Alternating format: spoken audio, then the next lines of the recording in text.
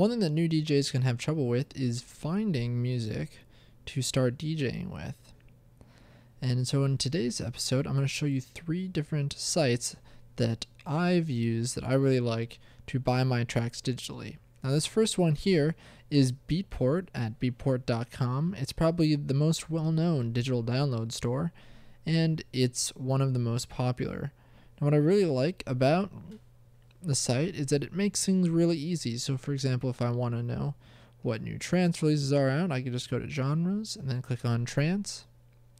I can see the top downloads, also classic tracks along with new ones, or if I just want to see all of the latest tracks, I can just click view all and go through one by one. Also, they have a great search feature where you can literally search everything.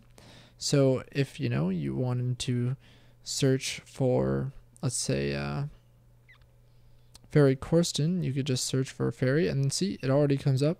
Ferry Corsten, you just click on that and you can see, oh, here we got, charts, we've got releases, DJ, full DJ mixes and that sort of thing. Or we can just view the tracks. We have the option of buying them as MP3s or waves, and also as MPEG-4, or you can see other tracks from this artist and that sort of thing. So I really like Beatport. That's the first place that I go to look for my tracks. Now sometimes you'll see that there is a track like this one where it says restricted, and that's because different labels sell the tracks in different areas, and most of the time there will be multiple listings, so that's not an issue. But sometimes you just can't find that right track that you want.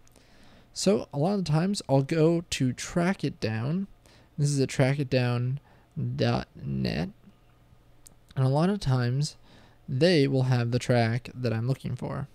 Now Track It Down doesn't have as good of a search feature, but you'll see that there is a nice full-length player, whereas Beatport only gives you like a 2-minute sample. You can actually play, didn't mean to do that.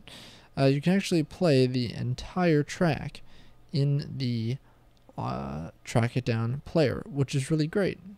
So trackitdown.net is the second place where I would go to search for a track. Now, if it's not on Beatport and it's not on Track It Down, there is one other place that I usually check, which is Juno Download.